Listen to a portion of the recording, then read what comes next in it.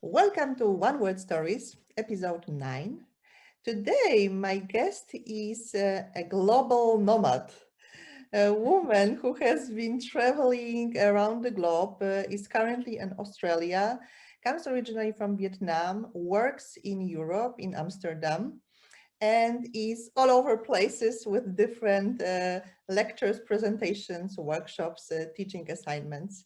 A very warm welcome to Nguyen-Phuong-Mai. Great. Thank you. Thank you, Joanna. Just call me Mai. That's probably easier.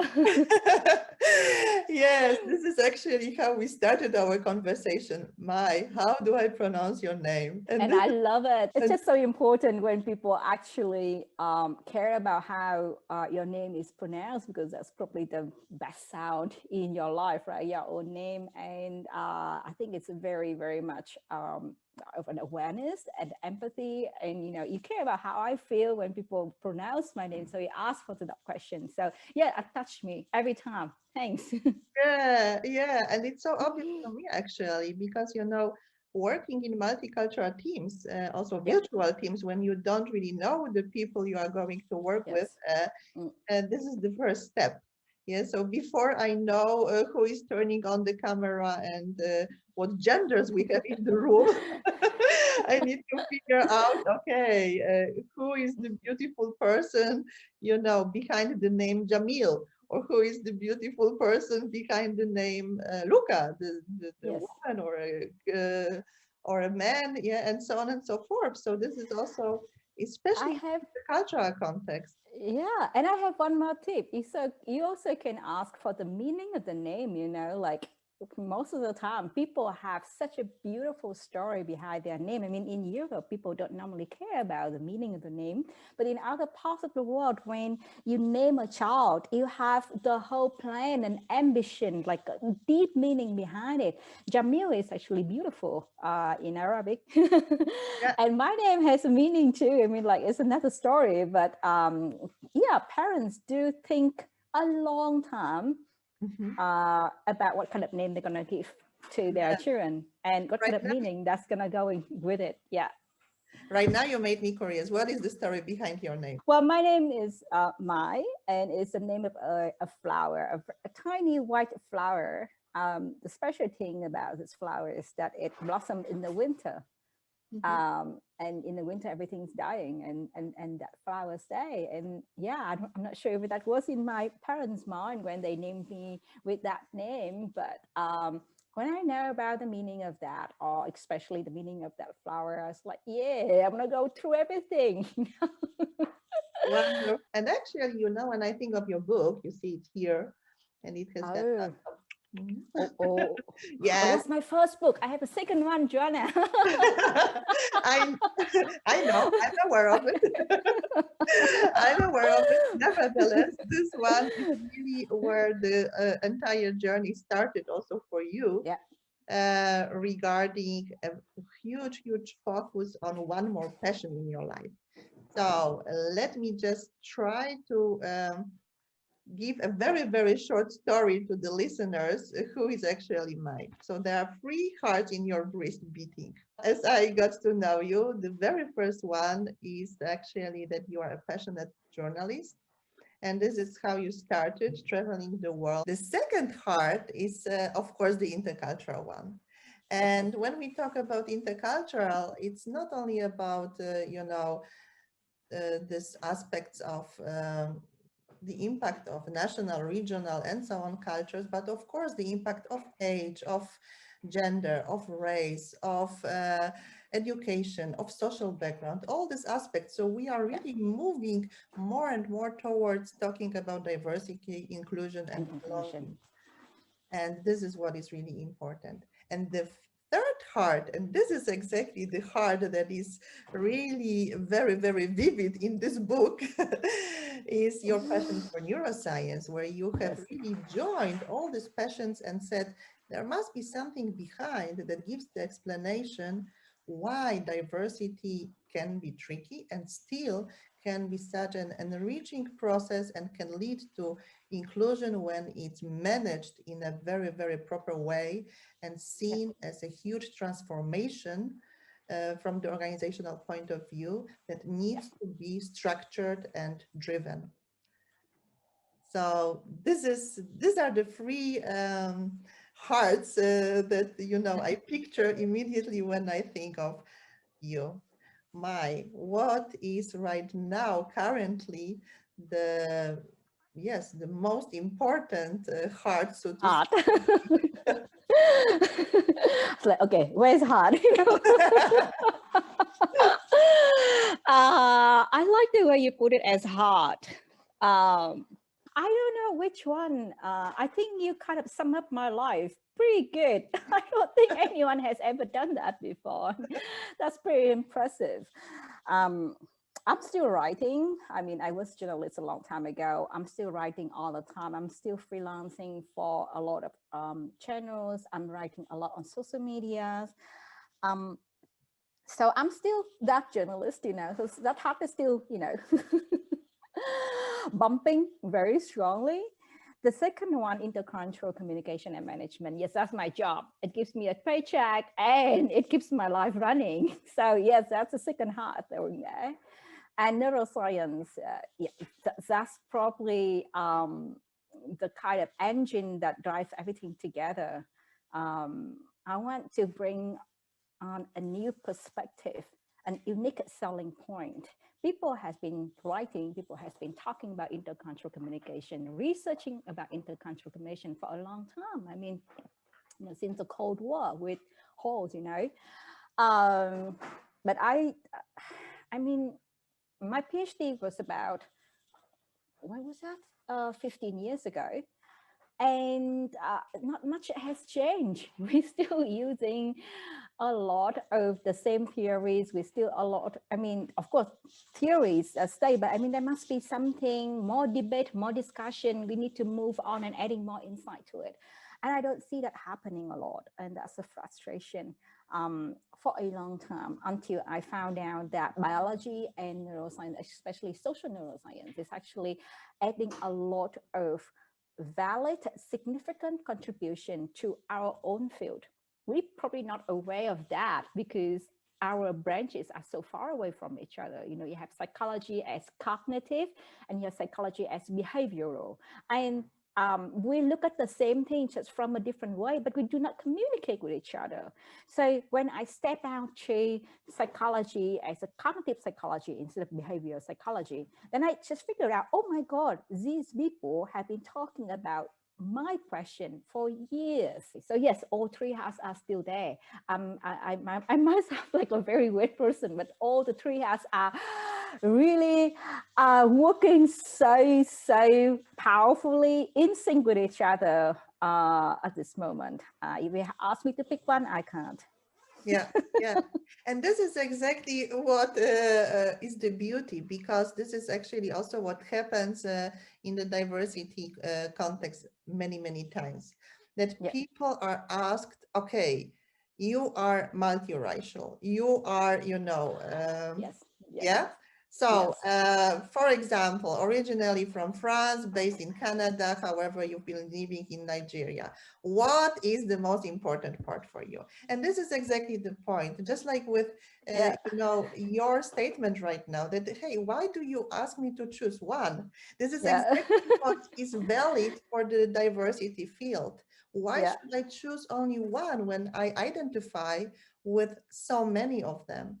And Yeah. when you have just said that in the intercultural field, many times we still encounter this binary approach. So Yeah. either high context or low context, either, Yes. you know, power distance or not. Yeah. So Yeah. of course we use different words, different vocabulary, and still people feel like tense, you know, because most of the people, of course, say, hey, wait a second.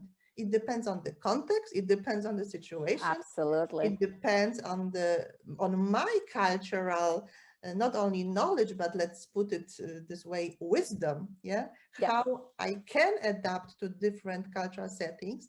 And there are settings where it's much easier for me, and there are settings when everything is new. And from the neuroscientific point of view, we know that when everything is new, uncertainty kicks in. amygdala gets triggered, and exactly what happens, how to act in this situation. Yeah. I totally agree with you. I mean, I used to think of that question as an interesting question, and now I'm a little bit annoyed when people do ask me, okay, so how do you see yourself, Vietnamese, Dutch, or Australian? It's like, I don't even ask myself that question. Are you trying to give me an identity crisis when I don't have one? Um, so if I ask you to choose, are you a mother, a teacher, or a Christian? Can you pick one? No, it's Exactly. not. It's all Yeah. together make you, and that you is also changing all the time. It's amazing how people are still using that psychology test, the brick Mayer brick test of trying to figure out if you are introvert or extrovert. It's Yeah. like, what are you talking about? Have Yeah. you ever heard of brain plasticity, that you can change, that there's Exactly. nothing such as personality? Why do you take a snapshot of who you are at this moment and make it Yeah. for an internal version of yourself? That's odd. Yeah, definitely, definitely. And unfortunately, it is limiting for us. Yeah. We Yes. can be so much more when we allow ourselves to accept this brain plasticity and just allow curiosity and openness. When we think of oxytocin or dopamine, Yeah. serotonin, all these beautiful hormones get released when we uh, give ourselves permission to be open-minded and to listen to other perspective. Absolutely. I mean, we normally think that the brain controls us or us control the brain, but I mean, they work together. If the mind and the body can work in synchronizing with each other, um, the sometimes the body leads and the mind follow. If you try to be happy and among people who are happy, somehow you feel happy in the end. So we can always see the connection between the two, and the kind of stuff that you said before, when we have the binary, like one way or another, we just have to have a different perspective and see that, wow, it's much more dynamic, and it's more hopeful to be that dynamic, instead of trying to limiting ourselves.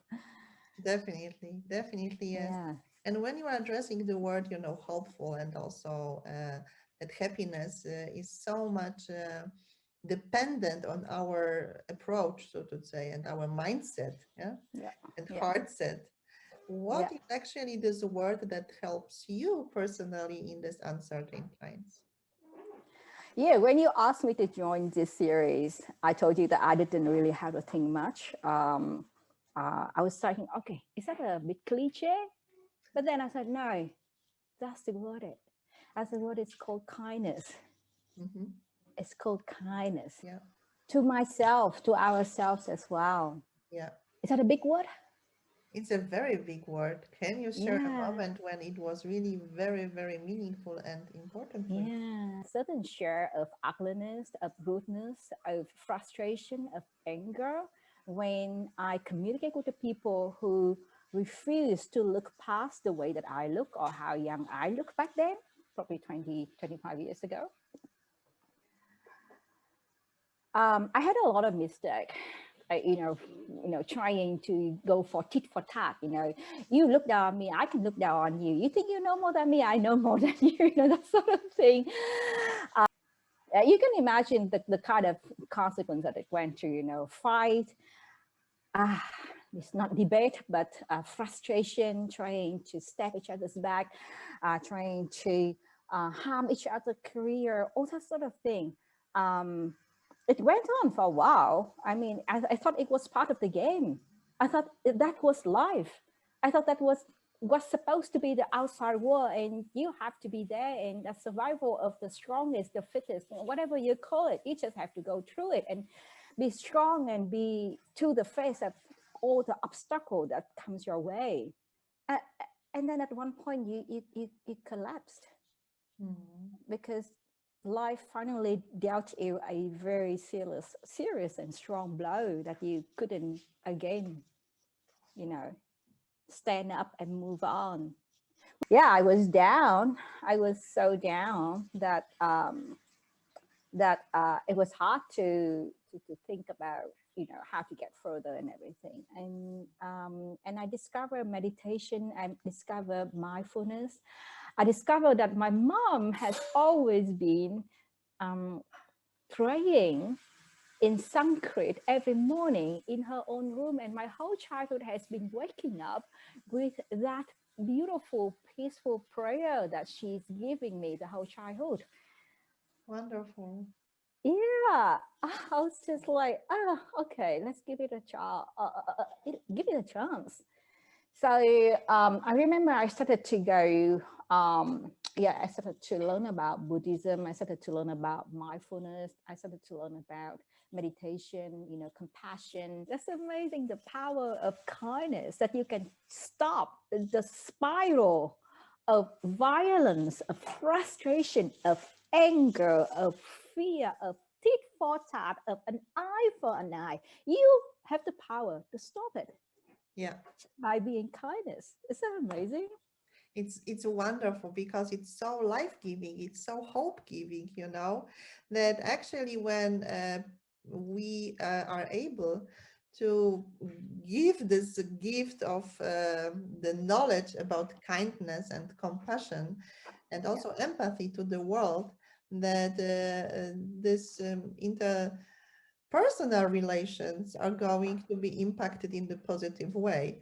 Yes, so just to give you an example that immediately came to my head when you were talking about this story, I still remember just a young guy saying, oh, it felt like being an iPhone, the newest model, in the room full of Nokias. Yeah.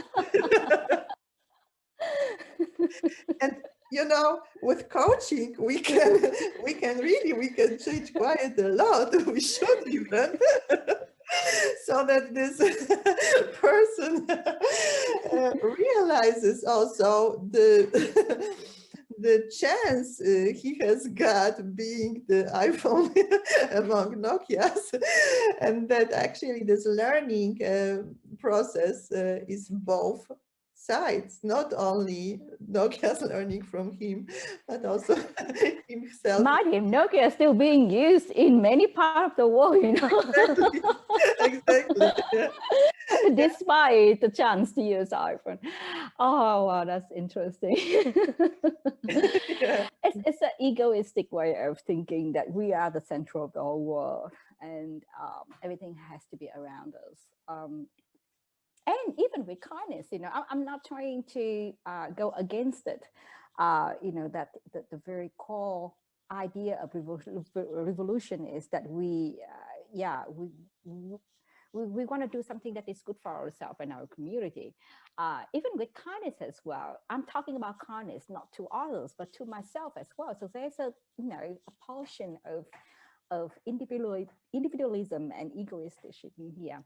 However, it's both way. I mean, I know that my survival is attached, is part of, is going in the same direction with the survival of the people around me, and we depend on each other instead of it's me, me, my all the time. Yeah. So yeah, and you just mentioned empathy, right? Empathy is actually very different from compassion, and I just learned that with my neuroscience study. Empathy is basically is to try to feel the emotion of the others and still see the difference between that is your emotion and it's not my emotion. So we can feel that, but we can still see the difference between self and others. Yeah. And if you empathize too much, there are dark sides of empathy as well. Yeah. Because maybe fatigue. exactly, when you over-identify with the emotion of the others, you have empathy fatigue. And you can also be a psychopath by knowing the emotional state of the others and exploit that person. Now, compassion is quite different. And this is exactly the reason why I say kindness is going to stay with me and not empathy. Compassion is, now empathy is to feel the others. Compassion is to love. Mm. The main purpose of compassion is to love, and that love can radiate from the love that I have for myself Yeah. towards the love that I have for my loved one, my relatives, my partner, my parents, my children. And then I radiate that love and warmth and loving kindness to the people, the stranger around me, and even to the people that I have difficulties with, I have challenges dealing with. And also the final stage is to all the beings. Talking about diversity in this context is an enrichment. Yeah, so we can profit from each other. We can, have much more Yeah. innovation, much more creativity. All this, it's there. It's part of the game. And still, first of all, intention is what counts. That people don't feel used. Yeah. That people are really acknowledged for this what they are doing. And our biggest challenge at the moment is that there are still individuals who get promoted for group performance. So there are really little incentives for multicultural global teams so that everybody feels, this tap on the shoulder. Yeah. So this is also the reason why this ego is still very, very much fueled in the corporate world. Yeah. It's driven by profit. Yeah. It's driven by revenue, by return on interest and everything. And that's not completely wrong with that. But Yeah. if that is the only driver for diversity and inclusion and intercultural communication and management, then we are doing the wrong way. And as long as this strong narrative doesn't change, this cooperation is going to be still very, very tricky and very stressful for the people, even though from the neuroscience point of view, we know that all of us, we can flourish. When there's a genuine intention that I do strongly, genuinely believe that with you, we can be better. Exactly. And I also have a genuine intention and a genuine effort to be friend with you. And, it has to be genuine. If it's not, it's just a window shopping. Yeah. Yeah. It's just a window display of, okay, look at this. We have so many people from international background. We have so many women, like, look at me, like, I'm women, I'm from Asian. Hey, you have 2 box ticks for diversity. Oh, I just wish that you could be Muslims so we can have 3 box ticks.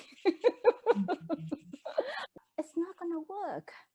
Yeah. It's not gonna work because it's based on a not very genuine way of valuing diversity, of seeing with compassion, seeing with empathy. You can use that in a moral way, of truly believing that that when we act together, we are better. Yes. In many ways, not just in a profit-oriented way, but our life is better, our well-being is better, our future is better. The way that we are setting out the whole context for our children is better. I'm really grateful for your words because this is also something that we are witnessing at the moment, that because of COVID, the digitalization has accelerated by 7 years, according to research. People are pretty overwhelmed. The uncertainty level has risen, definitely yes. And one of the biggest challenges is actually to establish spaces where people still feel well. So well-being and mental health are really currently topics number 1. So Absolutely. at one point, we just see that it has to be moved in this direction. Yeah, not only how can we profit from each other perspectives, but really to fuel each other's imagination and take care of a good quality time. Yeah, and maybe we can actually use that kind of discussion to look at a macro level of policy as well. I mean, we've been talking about happiness index for a while. We talk about Bhutan and the way that they measure success, not in terms of GDP, but in terms of happiness. We Yeah. probably can, make it for corporates as well. not in a way of, okay, how much money we make, but also how meaningful Yeah. our life is working in this organization. And one thing leads to another. If your employees are happy and living a meaningful, significant life, that probably leads to GDP too, and all kind of revenue. So it doesn't have to be one or another, it can be both. But what is going to be the driving engine that make you wake up in the morning and say, yes, I'm going to do this. Yes, this is going to be the purpose and the role of my life today.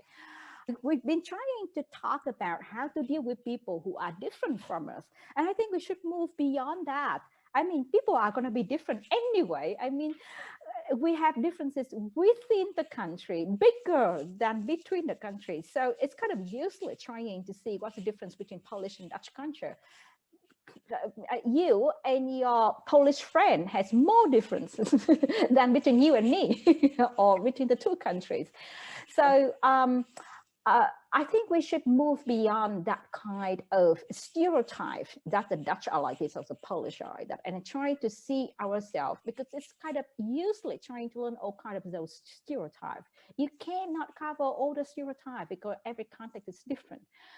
So if you take that kind of compassion approach to intercultural communication, then you can actually start to accept each other. I wouldn't say faster, but in a more dynamic way. So instead of going through the Demis model of Bennett, like we need to deny the differences and defend the differences and minimize the differences and, adapt.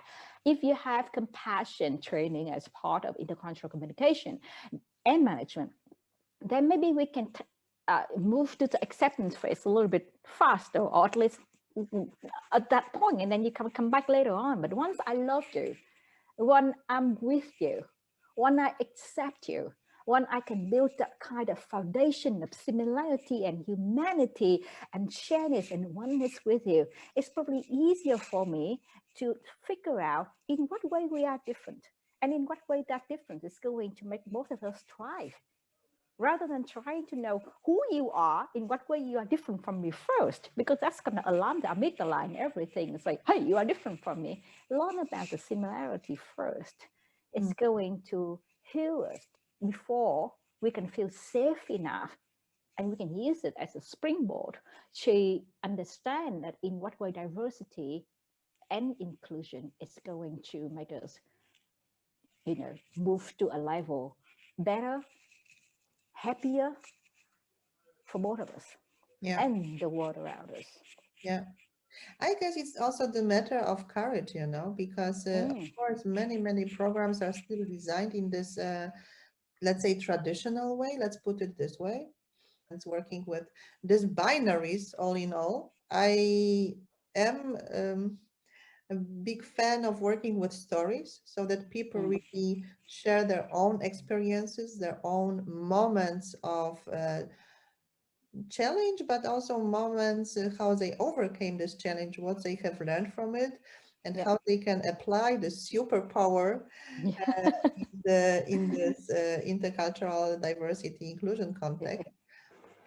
And storytelling is one big thing, because when you tell a story, you make the brain of the other person activate in the same way as if the person is experienced that life event with you. So from the brain perspective, it's one great way to create empathy and compassion, and make the whole story less of a bipolar thing, but it's more a contextual and individual thing. I need to also think a lot about one more step, namely epigenetics. So not only genetics, but also epigenetics, so that we not only inherit genes, but we also inherit the metal groups that are able to attach and detach from the genes. And it depends on the surrounding, on what kind of narratives we keep telling ourselves, on this, what kind of words we actually use, on this, how people treat us, how we relate to it. And again, the magic of our brain is that these metal groups can detach when we work on ourselves and when we work with kindness. So this is really something that is amazing, how little we know about our superpowers in the brain on one hand side. On the other hand side, how important it is to know more and more. However, again, to focus on the way how we are going to use this knowledge. Epigenetic is really about uh, genes not gonna control us. Genes actually respond to life, you know. Yeah. So the way gene responds to environment, the way we have our stories, the way we have our lifestyle, everything is going to influence the way they work, and they are going to be inherited by our children. You know, in some of the stories, some of the papers that I read, for 4 generations. So the Dutch hunger, for example, or what happened with the Jewish during the war. Even the 4th generation is still inheriting that. So Exactly. And it has been proven. And yeah, actually, there is research showing that, again, on one hand side, the people have got the nightmares. yeah, And, even if they don't know the stories, they are dreaming of this, what has yeah, happened, and so on and yeah. so forth. So this research is there. Nevertheless, we are also aware of the fact that it's possible to break this vicious circle, so to say. So, Yeah, yeah, not to yeah, put the stories on father generation with such an emotional overload, but yeah. really to work on it so that we ourselves, we are actually writing um, I have been trying.